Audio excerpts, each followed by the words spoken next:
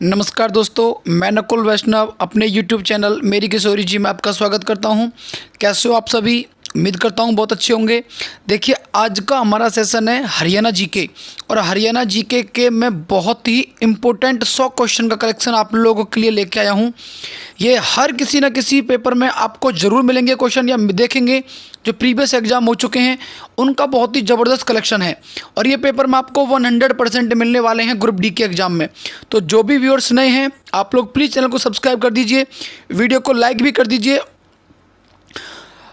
तो चलिए दोस्तों, अपना सेशन स्टार्ट करते हैं। हरियाणा जीके का पहला क्वेश्चन देखिए।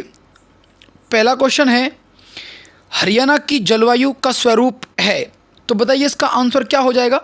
साथ के साथ आप लोग भी कमेंट करके बताइए कि आप 100 क्वेश्चन में से कितने क्वेश्चन का जवाब आप लोगों को पता है और साथ के साथ क्वेश्चन का कमेंट भी आप करते रहिए। तो देखिए, इसका पहला क्वेश्चन जो दे रखा है, हरियाणा की जलवायु का स्वरूप कैसा है, तो इसका आंसर हो जाएगा ए, उपोष्ण कटिबंधीय शुष्क महाद्वीपीय जलवायु। उसके बाद दूसरा क्वेश्चन, हरियाणा में शीत ऋतु का औसत तापमान होता है। बताइए इसका आंसर क्या हो जाएगा। तो इसका आंसर है B, 12 degree centigrade. Next question, Haryana के सर्वाधिक गर्म महीने कौन से हैं। देखिए, मेरे क्वेश्चन के साथ साथ पढ़ने के साथ साथ आप लोग भी क्वेश्चन पढ़िए और साथ के साथ कमेंट भी करिए आंसर को कि आपका आंसर क्या है और कितने क्वेश्चन आप लोग ठीक लगाते हैं 100 क्वेश्चन में से। तो नेक्स्ट क्वेश्चन है, हरियाणा में सर्वाधिक गर्म महीने कौन से हैं। तो इसका आंसर हो जाएगा सी, मई और जून। अगला क्वेश्चन देखिए, हरियाणा के अधिकांश भाग की जलवायु का स्वरूप क्या है। तो बताइए इसका आंसर क्या हो जाएगा। अपना टाइम लेकर के जल्दी से बताइए, हरियाणा के अधिकांश भाग की जलवायु का स्वरूप कैसा है। तो इसका आंसर हो जाएगा ए, उपोष्ण स्टेपी।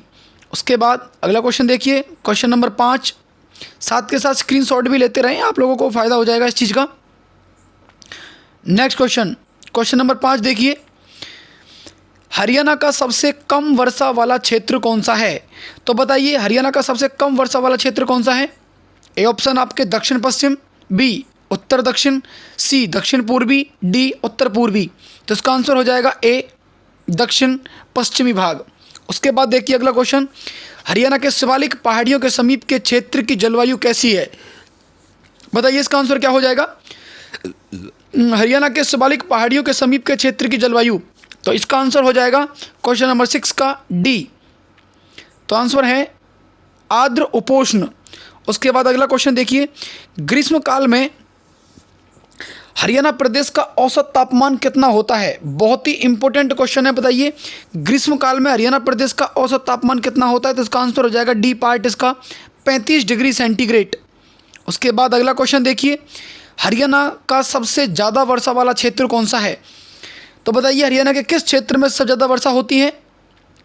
तो इसका आंसर हो जाएगा उत्तर पूर्वी भाग, ऑप्शन डी उत्तर पूर्वी भाग। उसके बाद अगला क्वेश्चन देखिए, नेक्स्ट क्वेश्चन नंबर 9।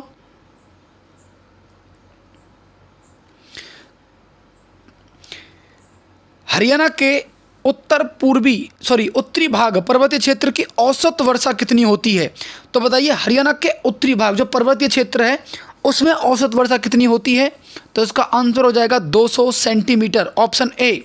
अगला क्वेश्चन देखिए, हरियाणा के दक्षिणी भाग की अधिकतम वर्षा या औसत में कितने में होती है।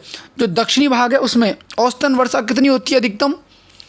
बताइए कमेंट करके आंसर। तो इसका आंसर हो जाएगा ऑप्शन सी, 25 से 38 सेंटीमीटर। उसके बाद अगला क्वेश्चन देखिए, हरियाणा में पश्चिमी विक्षोभों से वर्षा निम्न ऋतु में होती है। तो हरियाणा के अंदर पश्चिमी विक्षोभ से कौन सी ऋतु में वर्षा होती है। तो बताइए इसका आंसर क्या हो जाएगा। इसका आंसर हो जाएगा बी, शीत ऋतु। अगला क्वेश्चन देखिए इसका, हरियाणा का आर्द्र उपोष्ण जलवायु वाला क्षेत्र है अरावली के समीप का क्षेत्र। उसके बाद इसका बी ऑप्शन पढ़ते हैं,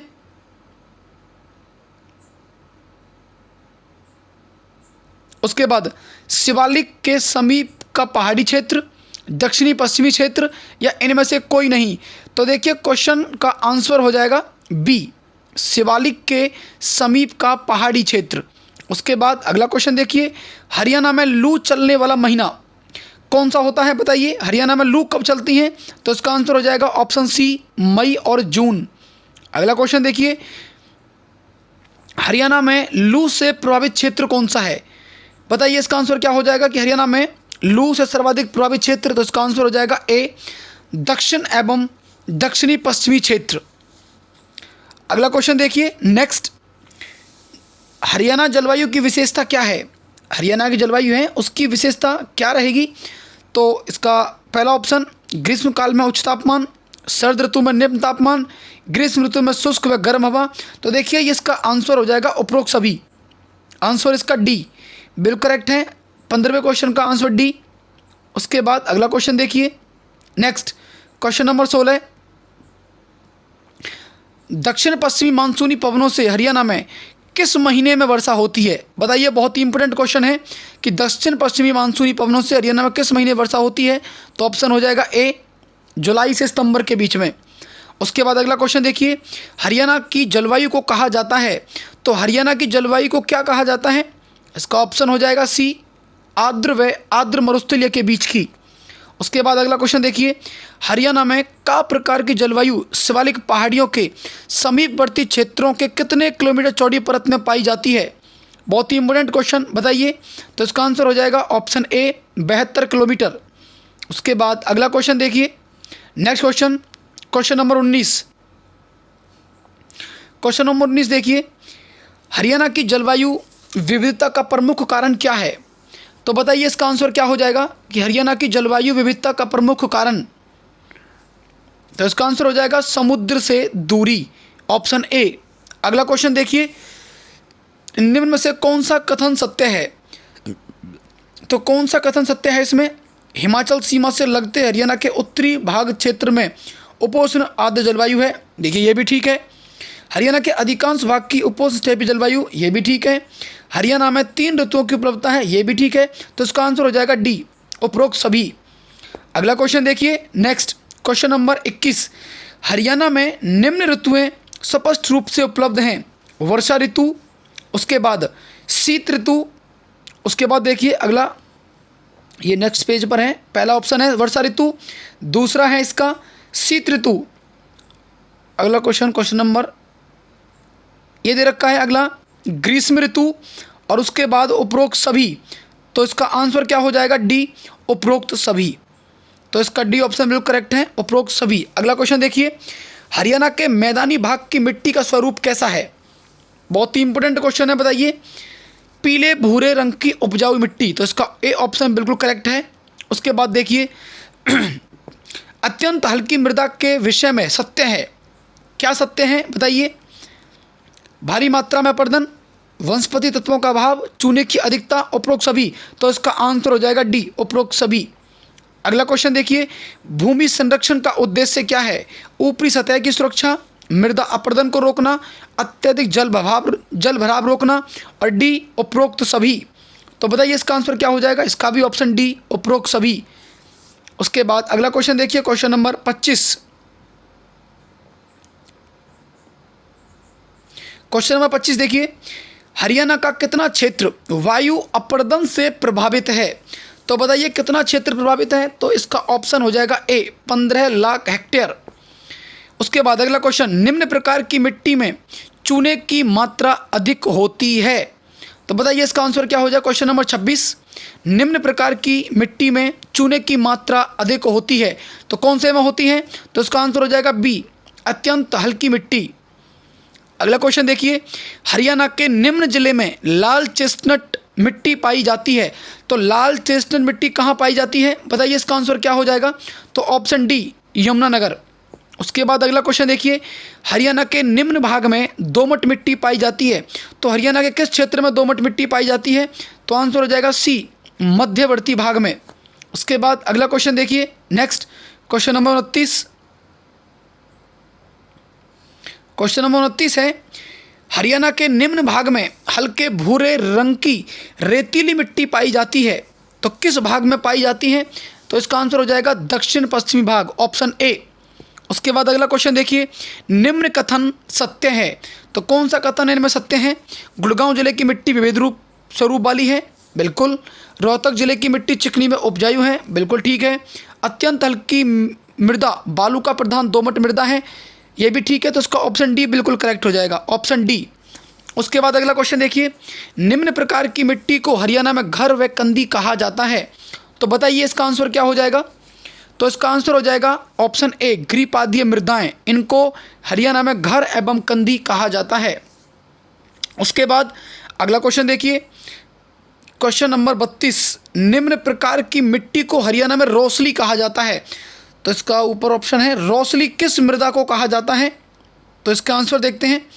तो इसका आंसर देखिए, रेतीली मिट्टी, दोमट मिट्टी, बलुई दोमट मिट्टी या उपरोक्त सभी। तो इसका आंसर हो जाएगा बलुई दोमट मिट्टी, ऑप्शन सी। उसके बाद अगला क्वेश्चन देखिए, निम्न कथन सत्य है। तो कौन सा कथन इनमें सत्य है। देखिए, अत्यंत हल्की मृदा सामान्यतः शुष्क प्रदेश की है, अत्यंत हल्की मृदा में वनस्पति तत्वों का अभाव होता है, अत्यंत हल्की मृदा में चूने की अधिकता होती है, उपरोक्त सभी। तो इसका आंसर हो जाएगा उपरोक्त सभी इसके कथन सत्य हैं। उसके बाद अगला क्वेश्चन देखिए, रोसली मिट्टी निम्न जिले में पाई जाती है। तो रोसली जो मिट्टी है वो कहाँ पर पाई जाती है। तो इसका आंसर हो जाएगा डी, ये झज्जर में पाई जाती है, गुड़गांव में पाई जाती है, रेवाड़ी में भी, उपरोक्त सभी। उसके बाद अगला क्वेश्चन देखिए, कृषि प्रणाली सुधार के लक्षण क्या हैं। क्वेश्चन नंबर 35, कृषि प्रणाली सुधार के लक्षण क्या हैं। खेतों की मेड़बंदी करना, पहाड़ी क्षेत्र में सीढ़ीनुमा खेती बनाना, कृषि में फसल चक्र को अपनाना, उपरोक्त सभी। तो इसका आंसर भी उपरोक्त सभी, बिल्कुल सभी करेक्ट हैं।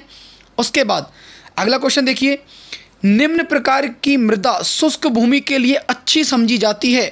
तो कौन सी समझी जाती है। आंसर ए हो जाएगा हल्की मृदा। अगला क्वेश्चन देखिए, बालुका स्तूपों की प्रधानता निम्न मिट्टी की विशेषता है। कौन सी मिट्टी की विशेषता है। तो इसका आंसर हो जाएगा अत्यंत हल्की मिट्टी, ऑप्शन सी। उसके बाद अगला क्वेश्चन देखिए, क्वेश्चन नंबर 38, क्वेश्चन नंबर 38 देखिए, निम्न को रेंगती हुई मृत्यु कहा जाता है। तो किसको रेंगती हुई मृत्यु कहा गया है। ऑप्शन ए हो जाएगा मृदा प्रदन को। अगला क्वेश्चन, लवणता से प्रभावित जिला कौन सा है। तो लवणता से प्रभावित जिले का आंसर बताइए। तो इसका आंसर हो जाएगा पूर्वी हिसार, ये भी है, उत्तर पूर्व भिवानी, ये भी है, पश्चिमी रोहतक, ये भी है। तो उपरोक्त सभी, डी इसका बिल्कुल करेक्ट है। उसके बाद अगला क्वेश्चन देखिए, निम्न क्षेत्र में ग्रीपादीय मृदा को घर कहा जाता है। किस क्षेत्र में मृदा को घर कहा जाता है। तो बताइए इसका आंसर क्या हो जाएगा। तो इसका आंसर है ऑप्शन बी, कालका।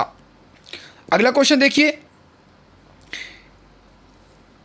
हरियाणा की कितनी प्रतिशत भूमि लवणता और क्षारीयता से ग्रस्त है। तो बताइए इसका आंसर क्या हो जाएगा। ए 32%। अगला क्वेश्चन देखिए, लवणता और क्षारीयता के लक्षणों को स्थानीय भाषा में कहा जाता है। क्या कहा जाता है। तो इसका आंसर हो जाएगा सी, रेह और कल्लर। अगला क्वेश्चन देखिए नेक्स्ट, मृदा की उर्वरता में कमी का कारण क्या है।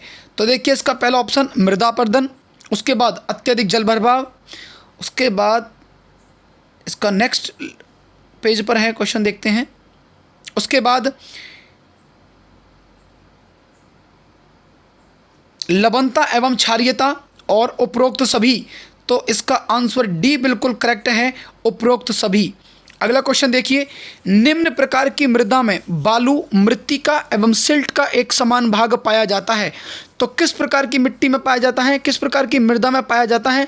तो इसका आंसर हो जाएगा ऑप्शन सी, बलुई दोमट मिट्टी में। अगला क्वेश्चन देखिए, निम्न में लवणता क्षारीयता से ग्रस्त क्षेत्र नहीं है। तो कौन सा नहीं है। तो इसका आंसर हो जाएगा कुरुक्षेत्र, ऑप्शन बी। अगला क्वेश्चन देखिए, निम्न कथन सत्य है। तो कौन सा कथन इनमें सत्य है। देखिए, शिवालिक मृदा कालका व नारायणगढ़ में पाई जाती है, बिल्कुल ठीक है। राज्य हरियाणा के मध्यवर्ती क्षेत्र में दोमट मृदा पाई जाती है, ये भी करेक्ट है। हरियाणा के दक्षिणी भाग में पथरीली एवं रेतीली मृदा पाई जाती है, इसका ये भी करेक्ट है। उसके बाद अगला क्वेश्चन, इसका ऑप्शन आगे उपरोक्त सभी। तो इसका आंसर हो जाएगा ऑप्शन डी, उपरोक्त सभी। अगला क्वेश्चन देखिए नेक्स्ट, अगला क्वेश्चन है, हरियाणा प्रदेश के कुल भौगोलिक क्षेत्र का निम्न प्रतिशत भाग भूमि कटाव, लवणता, सेम व क्षारीयता से ग्रस्त है। तो बताइए इसका आंसर क्या हो जाएगा। तो इसका आंसर हो जाएगा ए 50%। अगला क्वेश्चन, हरियाणा का कितना हेक्टेयर क्षेत्र वायु कटाव से ग्रस्त है। तो कितना क्षेत्र है, 12 लाख हेक्टेयर, ऑप्शन ए। अगला क्वेश्चन, हरियाणा में भारी मृदा निम्न क्षेत्र में पाई जाती है, तो भारी मृदा कहाँ पाई जाती है? तो भारी मृदा थानेसर, फतेहाबाद, जगाधरी, उपरोक्त सभी। ऑप्शन डी बिल्कुल करेक्ट है, उपरोक्त सभी।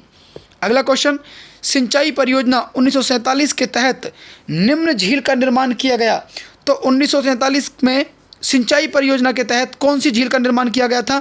तो आंसर हो जाएगा ए, बड़कल झील। आंसर हो जाएगा ए, बड़कल झील का। उसके बाद अगला क्वेश्चन देखिए, नेक्स्ट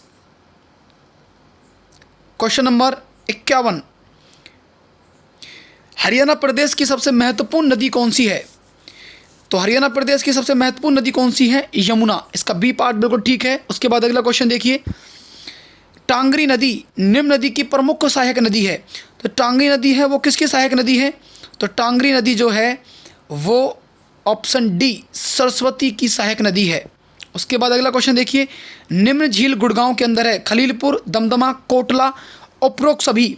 तो बताइए कौन सी झील गुड़गांव के अंदर है? तो सभी, उपरोक्त सभी। उसके बाद अगला क्वेश्चन देखिए, ये क्वेश्चन नंबर 52 का डी, 53 का किया है ना मैंने, 53 क्वेश्चन, ये ग्रुप डी, ऑप्शन डी है इसका। क्वेश्चन नंबर 54, अगला देखिए, निम्न में से कौन सी नदी हरियाणा की प्रमुख नदी नहीं है? तो कौन सी नदी ऐसी है जो हरियाणा की प्रमुख नदी नहीं है? तो इसका ऑप्शन हो जाएगा ए, सतलुज नदी। उसके बाद अगला क्वेश्चन देखिए, नेक्स्ट,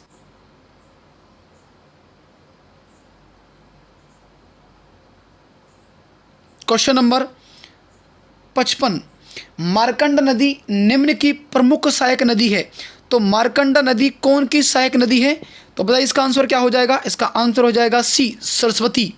अगला क्वेश्चन देखिए, हिमाचल प्रदेश के सिरमौर से निकलने वाली हरियाणा की नदी कौन सी है?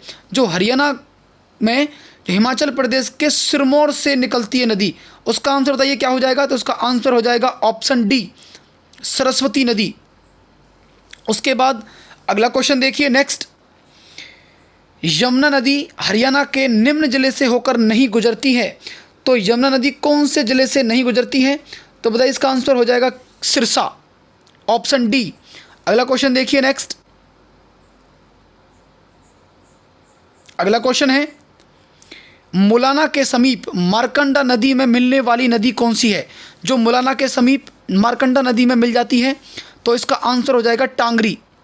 उसके बाद अगला क्वेश्चन देखिए, घग्गर नदी का निकास स्थल क्या है? तो घग्गर नदी का निकास स्थल बताइए, इसका ऑप्शन हो जाएगा शिमला के पास डागसाई। अगला क्वेश्चन देखिए, बहरोड पहाड़ी से निकलने वाली नदी कौन सी है? तो बताइए बहरोड की पहाड़ियों से जो नदी निकलती है उसका आंसर हो जाएगा डी, साहिबी। अगला क्वेश्चन देखिए, नेक्स्ट, क्वेश्चन नंबर 61, हरियाणा के दक्षिण क्षेत्र में प्रवाहित होने वाली नदियां, जो हरियाणा के दक्षिण में प्रवाहित होती हैं, कौन सी नदियां हैं? तो इसका हो जाएगा साहिबी और इंदौरी, ऑप्शन डी। अगला क्वेश्चन देखिए, नजफगढ़ झील में गिरने वाली हरियाणा की नदी कौन सी है? जो नजफगढ़ झील में जो गिर जाती हैं उस नदी का नाम बताइए, तो उसका है ऑप्शन ए, साहिबी। अगला क्वेश्चन देखिए, निम्न में से कौन सा सही नहीं है? कौन सा सही नहीं है इनमें? बड़कल झील फरीदाबाद में है, दमदमा झील गुड़गांव के अंदर है, सुल्तानपुर झील फर्रुखनगर में है, कोटला झील ये गलत झज्जर में, ये गलत दे रखी है, ऑप्शन डी। उसके बाद अगला क्वेश्चन देखिए, नेक्स्ट क्वेश्चन है, सुल्तानपुर झील कहाँ पर स्थित है? तो सुल्तानपुर झील बताइए कहाँ है? चरखी दादरी, फर्रुखनगर, मानेसर या फिर कालेसर? तो ये बताइए, इसका आंसर हो जाएगा ऑप्शन बी, फर्रुखनगर। अगला क्वेश्चन देखिए, बड़कल झील कहाँ पर स्थित है? तो बड़कल झील कहाँ पर है? फरीदाबाद में, ऑप्शन ए। उसके बाद देखिए अगला क्वेश्चन, निम्न झील का हरियाणा का संबंध हरियाणा से है, कौन सी से? दमदमा झील ये भी हरियाणा में है, सुल्तानपुर झील ये भी हरियाणा के अंदर है। उसके बाद अगला क्वेश्चन यहाँ देखिए, नेक्स्ट, बड़कल झील ये भी हरियाणा के अंदर है, तो ऑप्शन डी हो जाएगा उपरोक्त सभी। तो इसका आंसर बिल्कुल डी गई है, उपरोक्त सभी। अगला क्वेश्चन देखिए, निम्न कथन सत्य है, तो कौन सा कथन इसका सत्य है? इंदौरी नदी 2 शाखा में विभाजित होती है, बिल्कुल ठीक है। कृष्णावती नदी रेवाड़ी व झज्जर वक्त में खेत सींचने का काम करती है, बिल्कुल ठीक है। दोहन नदी साहिबी नदी के साथ मिलकर बहती है, ये भी करेक्ट है। उपरोक्त सभी डी, इसका तो इसका आंसर हो जाएगा डी। अगला क्वेश्चन देखिए, कृष्णावती नदी में से निम्न क्षेत्र की सिंचाई की जाती है। तो कृष्णावती नदी से कौन से क्षेत्र की सिंचाई की जाती है? निम्राना से, सुरेटी से, चुचकवास से, उपरोक्त सभी। तो इसका आंसर हो जाएगा डी, उपरोक्त सभी। अगला क्वेश्चन देखिए नेक्स्ट 69, निम्न नदी मारकंडा और टांगरी के जल को घग्गर में मिलाने का काम करती है। तो कौन सी नदी करती है? ऑप्शन ए सरस्वती नदी। 69 का ए सरस्वती नदी। उसके बाद अगला क्वेश्चन देखिए सरस्वती नदी का तो अभी कुछ ऐसा काम है नहीं, तो इसका ये आंसर थोड़ा गलत है। इसको अभी थोड़ा आप, इसका आंसर ये गलत है, मैं आपको ये थोड़ा ठीक करके बताऊंगा। अगला क्वेश्चन देखिए नेक्स्ट क्वेश्चन नंबर 70, पटौदी के निकट साहिबी नदी में मिलने वाली नदी। जो पटौदी के निकट साहिबी नदी मिल जाती है, उस नदी का नाम बताइए। तो ऑप्शन सी इंदौरी। अगला क्वेश्चन देखिए, निम्न जिले में घग्गर नदी का प्रवाह नहीं है। तो कौन से जिले में घग्गर नदी का प्रवाह नहीं है? तो इसका आंसर हो जाएगा ए भिवानी। अगला क्वेश्चन देखिए, निम्न नदी ताजेवाला के उत्तर में कालेसर के नज़दीक हरियाणा में प्रवेश करती है। तो इसका आंसर हो जाएगा ए यमुना नदी। अगला क्वेश्चन देखिए नेक्स्ट,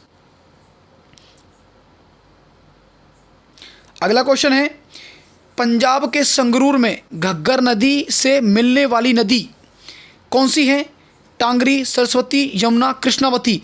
तो इसका आंसर हो जाएगा बी सरस्वती नदी। उसके बाद अगला क्वेश्चन देखिए, निम्न नदी नजफगढ़ नाले के द्वारा यमुना में मिल जाती है। तो कौन सी नदी है जो नजफगढ़ नाले के द्वारा यमुना में मिल जाती है? तो इसका आंसर हो जाएगा ऑप्शन सी साहिबी नदी। अगला क्वेश्चन देखिए, हरियाणा के निम्न जिले में सबसे कम वन क्षेत्र है। तो ऐसा कौन सा जिला है जहां पर सबसे कम वन पाए जाते हैं? तो इसका आंसर हो जाएगा ए फतेहाबाद में। अगला क्वेश्चन देखिए, राज्य के कुल वनाच्छादन क्षेत्र कितना है? राज्य के अंदर कुल वनाच्छादन क्षेत्र कितना है? तो इसका आंसर हो जाएगा ऑप्शन बी 1594 वर्ग किलोमीटर। बहुत ही इंपॉर्टेंट क्वेश्चन है, ध्यान रखिएगा। अगला क्वेश्चन देखिए, सुल्तानपुर पक्षी विहार की स्थापना किस वर्ष की गई थी? तो बताइए इसका आंसर क्या हो जाएगा? सुल्तानपुर पक्षी विहार की स्थापना कब की गई थी? तो इसका आंसर हो जाएगा सी 1971 में। उसके बाद अगला क्वेश्चन देखिए नेक्स्ट, महम हिरन उद्यान किस जिले में है? भिवानी। उसके बाद ऑप्शन हिसार। उसके बाद अगला ऑप्शन देखिए नेक्स्ट, रोहतक या फिर जींद। तो महम कहाँ पर है? रोहतक। तो ऑप्शन हो जाएगा सी। उसके बाद अगला क्वेश्चन देखिए 79, निम्न जिलों में पर्यावरणीय न्यायालयों की स्थापना की गई है। तो पर्यावरण न्यायालय कहाँ पर स्थापित किए गए हैं? बताइए इसका आंसर क्या हो जाएगा? तो ऑप्शन ए फरीदाबाद व हिसार। अगला क्वेश्चन देखिए, हरियाणा के कुल भौगोलिक क्षेत्र के निम्न प्रतिशत भाग में वन पाए जाते हैं। तो कितने प्रतिशत क्षेत्र में वन पाए जाते हैं? तो इसका आंसर हो जाएगा सी 3.53% पर। उसके बाद अगला क्वेश्चन देखिए नेक्स्ट, हरियाणा का सर्व प्रमुख इको पार्क है। तो हरियाणा का सर्व प्रमुख इको पार्क कौन सा है? तो बताइए इसका आंसर क्या हो जाएगा? ऑप्शन बी सुल्तानपुर पक्षी विहार। अगला क्वेश्चन देखिए, ग्रीनिंग ऑफ हरियाणा नामक वृक्षारोपण योजना आरंभ की गई। तो ये कब की गई थी? तो इसका आंसर हो जाएगा ऑप्शन सी 1989-90 में। अगला क्वेश्चन देखिए नेक्स्ट, सुल्तानपुर को जलीय पक्षी हेतु कब आरक्षित किया गया? बहुत ही इंपॉर्टेंट क्वेश्चन है, ध्यान रखिएगा। तो इसका आंसर हो जाएगा ऑप्शन डी 1972। अगला क्वेश्चन देखिए नेक्स्ट क्वेश्चन नंबर 84। क्वेश्चन है, निम्न में से कौन सा सत्य है? तो जो सत्य है वो बताना है। चिंकारा प्रजनन केंद्र भिवानी, बिल्कुल ठीक है। मगरमच्छ प्रजनन केंद्र कुरुक्षेत्र, ये भी ठीक है। गिद्ध संरक्षण एवं प्रजनन केंद्र पंचकुला, ये भी ठीक है। तो इसका ऑप्शन डी सारे ही सही हैं। अगला क्वेश्चन देखिए, हरियाणा सामुदायिक परियोजना का आरंभ कब हुआ? बताइए, ये बहुत ही इंपॉर्टेंट क्वेश्चन है। हरियाणा सामुदायिकी परियोजना का आरंभ कब हुआ था? तो इसका ऑप्शन हो जाएगा ऑप्शन डी 1998-99 में। उसके बाद अगला क्वेश्चन देखिए, हरियाणा के कुल अभिलिख वन क्षेत्र के निम्न प्रतिशत भाग में आरक्षित वन पाए जाते हैं? तो बताइए इसका आंसर क्या हो जाएगा? Option A 15.97%। उसके बाद अगला क्वेश्चन देखिए नेक्स्ट, क्वेश्चन नंबर 87, हरियाणा के कुल अभिलिखित वन क्षेत्र में निम्न प्रतिशत भाग में वन पाए जाते हैं? तो बताइए इसका आंसर क्या हो जाएगा? तो इसका आंसर है बी 74.28%। अगला क्वेश्चन देखिए, हरियाणा में कुल वनाच्छादन एवं वृक्षानंदन है? तो बताइए इसका आंसर क्या हो जाएगा? तो ऑप्शन ए 2284, ये भी नहीं है। 2933, ये भी नहीं है। अगला क्वेश्चन ऑप्शन देखते हैं नेक्स्ट, ऑप्शन है 3003 वर्ग किलोमीटर या फिर 1339 वर्ग किलोमीटर। तो इसका ऑप्शन डी बिल्कुल करेक्ट है, सी 88 का सी 3003 वर्ग किलोमीटर। अगला क्वेश्चन देखिए, सुल्तानपुर पक्षी विहार निम्न जिले में स्थित है? तो बताइए सुल्तानपुर पक्षी विहार कहाँ पर है? तो सुल्तानपुर पक्षी विहार गुड़गांव के अंदर है, बी ऑप्शन करेक्ट है। अगला क्वेश्चन देखिए, हरियाणा राज्य के कुल कितने क्षेत्र में वन पाए जाते हैं? तो इसका बहुत ही सिंपल सा क्वेश्चन का आंसर है ए ऑप्शन 1559 वर्ग किलोमीटर में। अगला क्वेश्चन देखिए, रेड जंगल फाउल निम्न स्थान पर है? तो बताइए रेड जंगल फाउल कहाँ पर पड़ता है? तो ये पिंजौर में पंचकुला। अगला क्वेश्चन देखिए, हरियाणा में राष्ट्रीय उद्यानों की संख्या कितनी है? तो बताइए हरियाणा के अंदर कितने राष्ट्रीय उद्यान हैं? तो हरियाणा के अंदर टोटल 2 राष्ट्रीय उद्यान हैं, ऑप्शन डी इसका करेक्ट हो जाएगा। उसके बाद अगला क्वेश्चन, हरियाणा में सर्वाधिक वन क्षेत्र वाला जिला कौन सा है? हरियाणा के किस जिले में सर्वाधिक वन पाए जाते हैं? तो ऑप्शन सी पंचकुला में। उसके बाद अगला क्वेश्चन देखिए, हरियाणा में गिद्ध प्रजनन एवं संरक्षण केंद्र की स्थापना कहाँ पर की गई है? बताइए इसका आंसर क्या हो जाएगा? तो इसका आंसर हो जाएगा पिंजौर, और पिंजौर कहाँ पर है? पंचकुला में। अगला क्वेश्चन देखिए, कालेसर राष्ट्रीय उद्यान कहाँ पर है? तो कालेसर राष्ट्रीय उद्यान बताइए कहाँ पर है? तो इसका आंसर हो जाएगा बी यमुनानगर के अंदर। उसके बाद अगला क्वेश्चन देखिए, वीर शिकारगढ़ वन्यजीव अभ्यारण्य अवस्थित है?